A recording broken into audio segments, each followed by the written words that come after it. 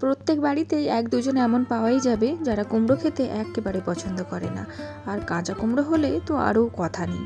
তো এই কাঁচা কুমড়ো দিয়ে চলো তাহলে দেরি না করে একটা দুর্দান্ত রেসিপি বানিয়ে ফেলা যাক, একেবারে নিরামিষভাবে আর দুর্দান্ত স্বাদের। খুব সহজ মশলা দিয়ে বানাবো, রুটি পরোটা কিংবা ভাত সব কিছুর সঙ্গে লাগবে, একদম দুর্দান্ত। তাহলে চলো দেরি না করে রান্নাটা দেখে নাও। আশা করি তোমাদের আজকে রান্নাটা ভালো লাগবে।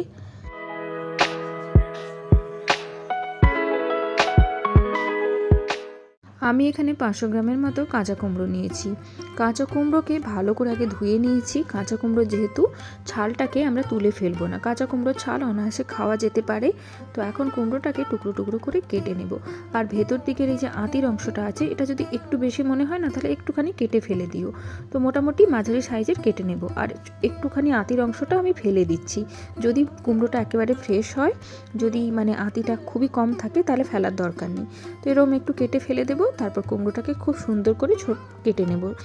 তো কুমড়োর সঙ্গে একটু আলুও দিচ্ছি, তবে আলুটা হচ্ছে অনেকে দেয় না, তবে আমি দেবো। আলু দিলে কিন্তু খেতে ভালো লাগবে। আলুটাকে কুমড়োর সঙ্গে সামঞ্জস্য করে কেটেছি, তবে কুমড়োর ভাগটাই বেশি, আলু কিন্তু কম। কুমড়ো আলুটা আরও একবার কেটে নেওয়ার পর ধুয়ে নিয়েছি। এখন একটা মশলা রেডি করে নেব। একটা বোলের মধ্যে পরিমাণ মতো হলদি পাউডার নিয়ে নিলাম ঝাল লঙ্কার পাউডার, তার সঙ্গে ধনে পাউডার নিয়ে নিলাম। ঝালটা কেমন তোমরা খাও সেটা বুঝেই নিও। একটুখানি জিরে পাউডার নিয়ে নিলাম, আর তার সঙ্গে নিলাম কাশ্মীরি লঙ্কার পাউডার, এটা ভালো রঙের জন্য। একটুখানি জল দিয়ে গুলে নেব এটা। এই দেখো, কথায় কথায় আসল জিনিসটা দিতে ভুলে গেছি, সেটা হলো কিচেন কিং মশলা। কিচেন কিং মশলাটা অবশ্যই রান্নায় দিও, তাহলে কিন্তু দুর্দান্ত লাগবে। আর যদি এটা না থাকে তাহলে একটুখানি গরম মশলা এই জায়গাতেই দিয়ে একটা তোমার পেস্ট টাইপের বানিয়ে নেব। কড়াইতে এখন পরিমাণ মতো সর্ষের তেল দিয়ে দেবো। তেলটা গরম হলে হিং দিয়ে দেবো। হিংটা কিন্তু দেওয়ার চেষ্টা করো।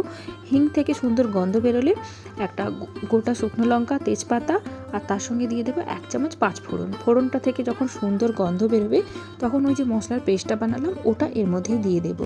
মশলার পেস্টটা দিয়ে মশলার পেস্টটাকে কষিয়ে নেব। আর এটা যেহেতু গুঁড়ো পাউডার মশলাকে একটুখানি জলে গুলেছি, কষাতে 1 মিনিটের কাছাকাছি বা তার থেকেও কম সময় লাগবে। যখন এটা কষানো হয়ে যাবে তখন গ্রেট করে রাখা আদা আর কাঁচা লঙ্কা ছোটো ছোটো করে কুচি করে রেখেছিলাম সেটা এর মধ্যে দিয়ে দেবো। দিয়ে এটাকেও ভালো করে কষিয়ে নেব।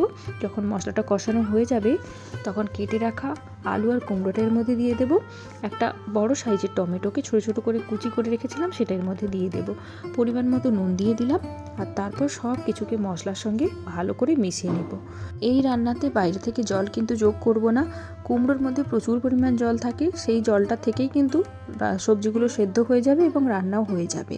তো ভালো করে কুমড়ো আলুকে মশলার সঙ্গে মিশিয়ে স্লো ফ্লেমে একেবারে অনেকক্ষণ ভালো করে কষাবো ঢাকা দিয়ে, এবং মাঝে মাঝে এটাকে নাড়তে চাড়তে থাকবো। এইভাবে একদম ফ্লেম লো রেখে এটাকে কষাতে থাকবো। দেখবে কুমড়ো থেকে কত সুন্দর করে জল বেরোচ্ছে। বাইরে থেকে কিন্তু একটুখানি জল দেওয়ার প্রয়োজন নেই।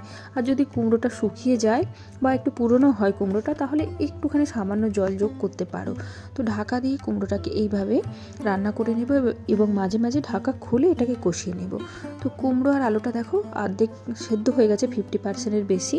তো খানিকটা কসুরি মেথিকে ড্রাই রোস্ট করে রেখেছিলাম, এটা এখন পাউডার করে এইভাবে কুমড়োর মধ্যে দিয়ে দেবো। এই কসুরি মেথি যদি যোগ করো রান্নাটার একেবারে অনন্য স্বাদ হবে। অবশ্যই চেষ্টা করো কসুরি মেথি দেওয়ার। আর যেহেতু এটা কাঁচা কুমড়ো, তো এর মধ্যে মিষ্টি ভাব নেই, তাই জন্য এখানে মিষ্টি যোগ করব। আর মিষ্টিটা দেবো গুড় দিয়ে, মানে আখের গুড়ের পাউডার। আমি পাউডার গুড় দিচ্ছি। যদি পাউডার গুড় না থাকে তোমাদের বাড়িতে তাহলে কিন্তু তোমরা যে গুড় নর্মালি আখের গুড় পাওয়া যায় সেটাও দিতে পারো। তবে গুড় কিন্তু দিও, গুড় দিলে দুর্দান্ত স্বাদ হয়। আর যদি গুড় নেহাতি না থাকে তাহলে চিনিও যোগ করতে পারো। তো গুড় বা চিনি দিয়ে এটাকে আরও কিছুক্ষণ নাড়িয়ে চাড়িয়ে ভালো করে মিশিয়ে নেব, এবং সেই সঙ্গে কুমড়োটাকেও একটুখানি খুন্তি দিয়ে ভেঙে দিতে থাকবো। এইভাবে কুমড়ো আলুটাকে একটুখানি ভেঙে ভেঙে দিলে রান্নাটা একটু লটপটি টাইপের হবে, খেতে ভালো লাগবে। এখন ওপর থেকে 1 চামচের কাছাকাছি দিয়ে দেবো আমচুর পাউডার। এতে রান্নাটা একদম টক মিষ্টি স্বাদ হবে। আমি এটা রুটির সঙ্গে খাওয়ার জন্য বানাচ্ছি। যদি বাড়িতে তোমার এই আমচুর পাউডার না থাকে তাহলে টমেটোর পরিমাণটা একটুখানি বেশি বাড়িয়ে দিও। আমচুর পাউডার দিয়ে ভালো করে মিশিয়ে নেব। টক মিষ্টি এটা মানে ঝাল সব কিছু চেক করে নেব। তারপর বেশ খানিকটা ধনে পাতা এর মধ্যে দিয়ে দেবো। দিয়ে আবারও ভালো করে মিশিয়ে নেব। রান্নাটা তো রেডি হয়ে গেছে। এখন আমি গ্যাসের ফ্লেমটা বন্ধ করে এটা স্ট্যান্ডিং টাইমে রেখে দেবো কিছুক্ষণ। দিলেই কিন্তু রুটি, লুচি, পরোটা সব কিছুর সঙ্গে খাওয়ার জন্য একটা পারফেক্ট রেসিপি রেডি হয়ে গেছে। আমি তো গরম গরম লুচির সঙ্গে এটা নিয়ে বসে গেছি। তোমরা দেরি না করে এটাকে বানিয়ে ফেলো এবং রুটি, লুচি কিংবা ভাত যে কিছুর সঙ্গে এটা এনজয় করো। তাহলে এই ছিল আজকে ছোট্ট একটা রান্না। কেমন লাগলো জানিও। নতুন ভিডিও নিয়ে খুব তাড়াতাড়ি দেখা হয়ে যাচ্ছে। সবাই ভালো থেকো।